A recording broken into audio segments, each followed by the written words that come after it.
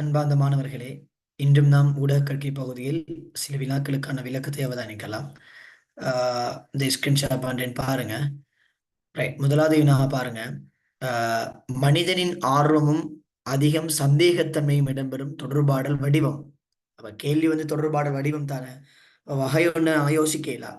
இப்ப வடிவம் தான் வினாக்கள். இப்ப எங்களுக்கு பாடத்துல 9 வடிவம் இருக்குது. இதுக்குள்ள ஆன்சர் வரப்போகுது. இப்ப அப்ப நீங்க அவதானிக்கலாம் பாருங்க. அப்ப மனிதன் ஆர்வத்தன்மை, அவனோட ஆர்வம், அவனை ஒரு ஆளுக்கு பேசுறது, ஒருவன் குறையை பத்தி பேசுறது எல்லாம் அவனுக்கு இன்ட்ரெஸ்ட் ஆகிக்கும், ஆர்வம் ஆயிக்குவான். அடுத்தது அதிகம் சந்தேகம், டவுட் கூடங்கின தொடர்பாடுல வழங்கப்பட்ட தகவல்ல சந்தேகம், யாரு சொன்னாங்க, எப்படி சொன்னான்னு தெரியாமிக்கும்.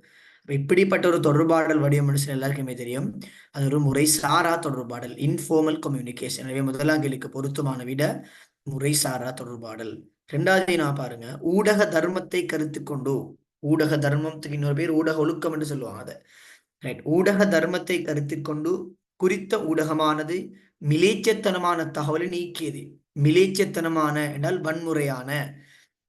அவர் குறித்த ஊடகம் என்ன செய்யுது, ஊடக ஒழுக்கம் என்ற விடயங்களை கருத்து கொண்டு வன்முறை சார்ந்த தகவலை, உதாரணமா நாம் சொல்லுவோமே, அதை மத இனங்களை இழிவுபடுத்துற மாதிரி தகவல்கள், போதைப் பொருள், ஆபாசம் சார்ந்த விஷயங்கள், இப்படியான விஷயங்கள் மிலேச்சத்தனமான தகவல்கள். இப்படியான தகவலை ஊடகமானது ஊடக ஒழுக்கத்தை கருத்துக்கு நீக்கிச்சாம். இது ஹப் மாதிரியில். அப்ப இங்க பொருத்தமானவை உண்மையா வாயிற்காப்பு.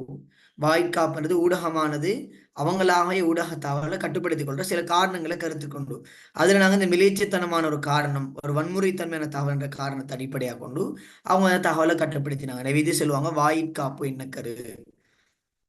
மூன்றாவது வினா, இலங்கையின் நவீன மொழிபெயர்ப்பாளர் என வர்ணிக்கப்படுவது. இலங்கையில வந்து நவீன மொழிபெயர்ப்பாளர் வர்ணிக்கப்படுறது இணையம், இன்டர்நெட்.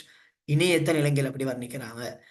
நாலாவது கேள்வி, கமலியின் குடும்பத்தில் சிலர் பேசிக் கொண்டிருந்த போது அதில் அவளுடைய அம்மாவும் அப்பாவும் சைகை மூலம் பேசிக்கொண்டனர். இது தொடர்பாடல் வகையீட்டு பகுதியில். அவ தொடர்பாடல் வகைக்குள்ளால மையப்படுத்தி கேள்வி ஒன்று பாப்போம் என்னட்டு. அப்ப கமல்ல குடும்பத்துல சிலர் பேசிக் கொண்டிருந்தாங்க. இப்ப நாங்க படிச்சிடும் ஆலடை தொடர்பாடல் ஒரு செல்லுக்கு மத்தியில் பெறுகிற போது அங்கே காணப்படும் இன்னொரு பேசினால் அதை மையப்படுத்தி தான் இது. அப்ப குடும்பத்துல சிலர் என்ன சொன்னா இங்க உங்களுக்கு வெளிப்படுத்தப்படுது குழு தொடர்பானது, ஆலடை தொடர்பால் வெளிப்படுத்தப்படுது. அப்ப அந்த ஆலடை தொடர்பாடல்ல சில மனிதர் பேசிக் கொண்டிருந்தாங்களாம். அங்கே காணப்படும் இருவர்கள், இதன் அம்மாவும் அப்பாவும் பேசிக்கொண்டார்கள். சைகை மூலம் என சில ஆட்கள் வாய்மொழியற்ற தொடர்பாண்டு யோசிக்கிறீங்க. அப்படி எடுக்கலாம். இந்த கேள்வி வகையிட்ட பகுதி தானே. அப்ப ரெண்டு பேர் பேசிக்கொண்டாங்க, படிச்சுக்கிறோம். அது சோடி தொடர்பாடல், டயட்டிக் கம்யூனிகேஷன், அல்லது ஜோடி தொடர்பாடல். அதான் கேள்வி பாருங்க, வகையிட்டு பகுதியில். இந்த வினாவை நல்லா பார்க்கணும். சிலாக்கள் சைகை மூலம் வச்சுக்கொண்டு வாய்மொழியற்ற தொடர்பாடல் தானே, இல்ல எக்ஸன் அழிக்கை போலாம் யோசிக்கிறாங்க. அப்படிலாம் யோசிக்கலாம். சிலர்கள் ஆல்ரெடி தொடர்பாடல்ல ஜோடி அப்படிலாம் போட டிரெக்டா ஒன்வர் ஆன்சர் தான். நீங்க பொருத்தமான விட ஜோடி தொடர்பாடல் அல்லது இருவர் தொடர்பான செல்லலாம். அஞ்சாவது கேள்வி பாருங்க, விலங்கறிவு சிந்தனை விருத்தி குரல் எழுப்பி உச்சரித்தல். இப்ப விலங்கறிவு என்ற சொல் பொதுவாகவே உங்களுக்கு தெரியும், எழுத்து தொடர்பாடல்ல எழுத வாசிக்க தெரிந்த ஆற்றல், அதுக்கும் விலங்கறிவு தேவைத்தான். ஆனா இந்த இடத்துல விலங்கறிவு சிந்தனை விருத்தி இதெல்லாம் சம்பந்தப்படுறதோட முக்கியமா நாங்க தொடர்பாடல் வடிவத்தை தீர்மானிக்கிற இயல்புதான் குரல் எழுப்பி உச்சரித்தல். அப்ப குரல் எழுப்பி உச்சரித்தல் என்றது சத்தம் போட்டு பேசுறது. அப்ப இங்க வந்து மிக பொருத்தமான விட பேச்சு தொடர்பாடல். பேச்சு தொடர்பாடல் விலங்கறிவு தேவைத்தானே. அது மூலமா சிந்தனை விருத்தி செஞ்சு கொள்ளலாம் பேசுறது மூலமா. சோ இங்க கீவேர்டு வந்து குரல் எழுப்பி உச்சரித்தல் விஷயம், அங்கத்தான் விஷயம் இருக்குது.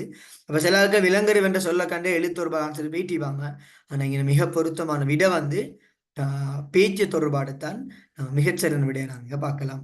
நாங்க இன்ஷா அல்லாஹ் இன்னொரு காலில் உங்களை சந்திப்போம். நன்றி.